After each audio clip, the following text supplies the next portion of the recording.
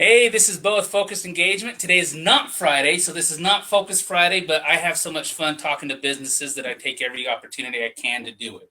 So today I have Genisse from Original Tuffbag. And if I've done my investigation right, it looks like you guys design and manufactured your own bags. Is Yep. that correct? Yep. Okay, so I'm going to let Genisse talk about her business. Let you know what it is, why it is, how she got started, and yeah, we'll just go from there. Go Okay. ahead. Hi.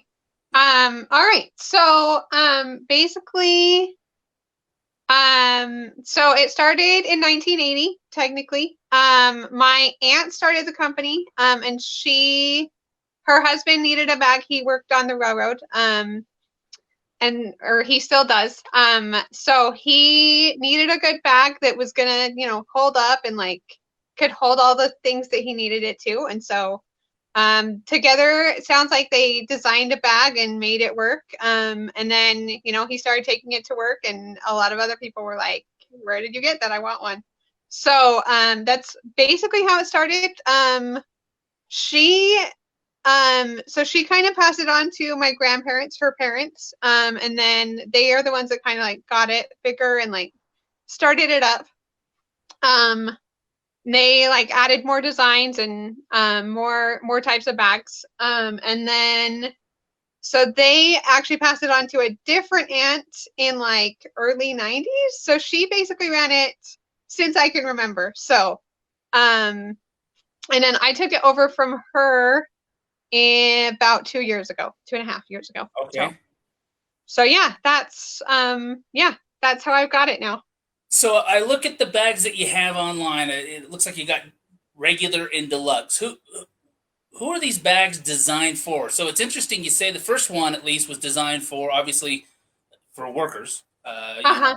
On the railroad. Is Yeah. that kind of who your niche is, or who is it you're targeting for these bags? Yeah. So mostly it's people who work on the railroad. I also would say like people who like drive trucks or like drive buses, like a lot of travel, but not necessarily like on an airplane Okay. for work. So All yeah, right. that's So yeah. what sets yours aside from any bag that they can get on anywhere? What makes Um it a tough bag, in other words? Yeah. So it has a couple of different features that make it super durable and like longer lasting than like your normal whatever you're gonna find at like Walmart or whatever, right? Or on Amazon. So one like the fabric is super durable. It's made of like a nylon, and it's got like a water resistant coating. Okay. And so it's it's super thick, and like it's gonna last a long time. And then we also it's triple stitched. It's also so like it'll instead of just like one stitch, it's got like three stitches to like hold it together even more. And then also we actually just upgraded the zippers so that they're like self-repairing, and like they're just better, longer Oh wow. lasting Okay. zippers. So that's something that I did since I took over the company. So it So, literally is a tough bag. oh yeah, for So sure.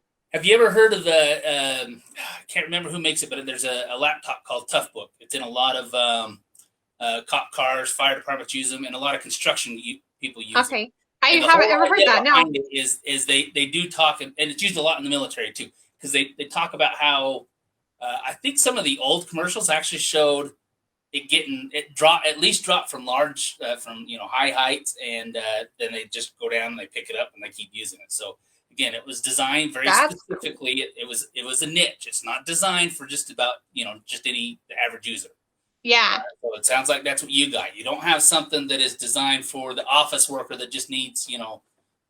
briefcase type thing to go to work. You got something that literally probably can be ran over, Yeah. and I fall mean, outside of a yeah. truck and it's still fine. Yeah. I would say, it's not quite bulletproof, but like, so don't shoot it, but short of that, yeah, it's gonna Have you last. So experimented with it? Have you actually ran it over or did anything like that? That would actually be some really cool videos. I haven't. That would be really fun. Yeah. That would be really fun actually. That would be a lot of fun to do. Yeah, that would be fun to do for sure. And really show the versatility of this bag, to show, Yeah, hey, look, yeah, you're a truck driver, and it, it's going to get kicked around. It's going to get yeah, maybe fall out of your truck. Who knows what it's going to happen? Now, that doesn't mean that the stuff inside won't break, but the bag itself will stay good. So, right. Yeah, how do you market? I see your website, obviously. What yeah. else do you do? So I've got my website. I'm also on Facebook and Instagram, but probably most effectively is I just send out flyers to railroad stations around the Okay. country, and then just things like that. Like that's the most effective way. So okay, so your niche. I mean, it's railroad and workers and truck drivers. Uh-huh.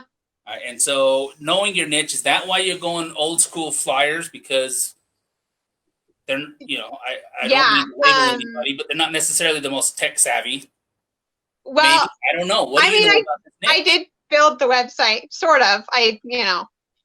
Squarespace. It makes it really easy. So, Yeah. um, but like yeah, like that's how my parent or my grandparents started it was just, they drove around the country and just dropped off flyers and they had their big RV that they took around. So Okay. yeah, so that was like really fun as a kid to like, get to go hang out with Okay. grandparents in the Travel the RV. country, huh? So but yeah, so now like I actually just I usually just mail them to a couple of people around. So and then they just put them up for me. It's really helpful. So And so with these flyers, how do people call you to purchase, or do they still go to your website? yeah, so it's got my phone number. It's also got the website. Okay. So yeah. And what's the most common? What was that? What's the most common? How do you get more phone calls? Or do you get more people buying them online? Online. Yeah, Online. online Okay. overall. So they are all right. Yeah. There was one guy that was like, I don't have an email address. I don't know. Yeah. I'm like, okay, cool. Like, sure, I'll help you out. So yeah. So I ask because one aspect of marketing, any business, it doesn't matter, is we call it a buyer persona. Okay, it is the ideal representation of your uh, uh, it is a representation of your ideal customer, right? Yeah. So you know who your customer is. You know that they are, what they do for a living. That you know their strengths and weaknesses. You know what they worry about, and Yeah. that's important because it doesn't matter, if you know that, hey, these guys, they like to see these flyers and they like to call me, so that's how I'm going to market. And this industry, then that's a perfectly good way. However, if you dive into it more and you say, oh, you know what, these guys, the truckers are on the road a lot, so they're spending a lot of time on Facebook. If that's what you're seeing, Yeah. then you say, well, I need to push a lot of towards Facebook. So it really all depends. There's no one right answer Yeah. when it comes to marketing. It's understanding your clientele and knowing how to reach them. And it sounds like that's what you had. You guys have a long standing experience with this. Yep. Yeah. So who competes against you in this market? So there's two companies that have similar bags. So one of them is Red Ox and the other one is Autumn Creek. Okay. And they also both market to railroaders. But they both have like a very similar design to each other, and so ours are like they're differently designed. And then yeah, it's just a better design. Okay. Yeah, Fair enough. that would be the real difference is that it's And you just guys actually manufacture these, right? You don't send this out, or do you? yeah. In fact, you can kind of see in the background or this way. My sewing machine is like Okay. right behind me. So So yeah. you just literally make them right there. Uh-huh. Oh, Yep. wow. Yep. All right. Any plans to expand? Yeah, at some point, like I definitely want to hire people to do sewing and also some of the marketing. So because at some point I do want to do more online stuff, but it's not really my niche. So If I was you, yeah.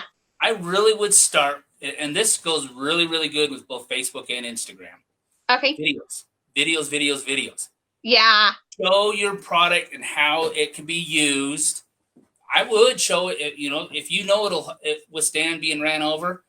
I would probably if I was to think about how to do this the best, I would go to like a parking lot or something. I'd put the bag there, and I would do circles and just run it over and run it over and run it over, and I would keep doing it like maybe 100 times just to see how it looks. And then I would do a what do they call that when you speed it up? A time lapse video. Yeah.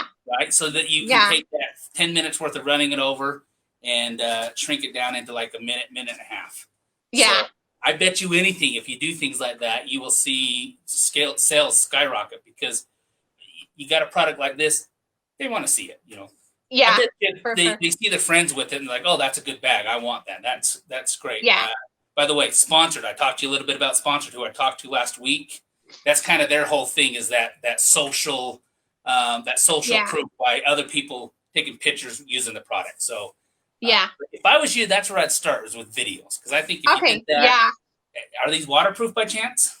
They're water resistant. They do have a coating on them so that they're resistant, but not. I would fill it with water. You know, I mean, I don't know how well that would work, but either fill it with water or dunk it in water and then show. Hey, look, it's dry. I actually thought about last summer. I went. There was like a lake or something that I was at, and I was like, I should just go take my bag and dunk it. But then, like, I didn't really have like a backup bag that I took with me if it didn't work. So I was like, maybe next time. Anyway, so and then COVID happened, and there hasn't really been a next time. Brilliant videos and those are fun videos that people like to watch. Yeah. Right. So it's not only demonstrating your product very well, but they'll be entertaining, and people will probably share them, and you'll get I think something like that could possibly go viral. So just skyrocket. And it'd be fun. So it would be a lot of fun. Yeah. If you want help with that, you let me know, because I would enjoy that. That would be a lot of fun. Okay, sounds good. So so I see on your site you mentioned purses and handbags, but right now it's empty. Is that something you're moving into, or did you decide not to? There are a couple of purses on the site. So like I'm mostly my purse that I carry around is one of the bags on there. It's the hobo bag.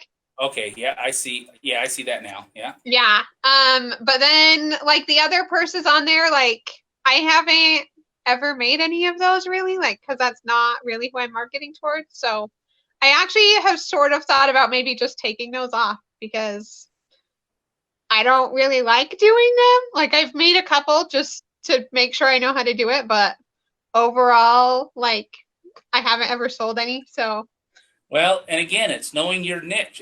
And here's the thing. Yeah. And we get this a lot in marketing, because most marketing agencies, the good agencies, they niche down into very specific categories that they're good at, right? Yeah. And it's very tempting to try to stray outside of that. But it's never really advisable, right? Because you know your niche and you know how to market to it. And you start saying, you know what, I'm going to expand into purses, and I'm going to expand into, you start diluting yourself, and you could do more damage to your brand than, you could do more harm than good doing that. Not necessarily. Right. It's definitely a step that you really got to consider before moving into something like that. So I think you're wise making a couple just to see if you even want to. Yeah. And it turns out I don't really like doing those ones. So well, that's perfect. Yeah. So I always end these the same way. Well, I always try. Sometimes I forget. If somebody came to you and said, "Hey, I want to start a business," and let's talk e-commerce, since that's one of the areas you're on. So I want to start a business. What's your advice? What advice would you give somebody? Yeah. So I would say, probably going right back to what we were just talking about, is like, know your market and know what they want and what they need, and fill that need. And that's how you're gonna grow your business, and how you're gonna make it work is to help. It's all about helping people, basically. Absolutely. Outstanding. So great advice. Yeah. If somebody wanted to get a hold of you, how would they do it? So the phone number on the website is originaltuffbag.com. If you want to call me, it's 385. TUFF, by the way. What was that? TUFF. Yes, that's important. Yeah. And then If you want to call me or Facebook or whatever, those are all linked on there as well. All right, it looks like I got a number, 385-246-6233. Yep. All right. So if you're looking for a very strong bag, looks very versatile to me. Look for those videos. She will be doing them, I hope. You know where to go. OriginalTuffbag.com. Genisse, it was great talking to you. I really appreciate it. And everybody out there in Facebook land, I guess we'll see you in 2 days for Focus Friday. Thanks.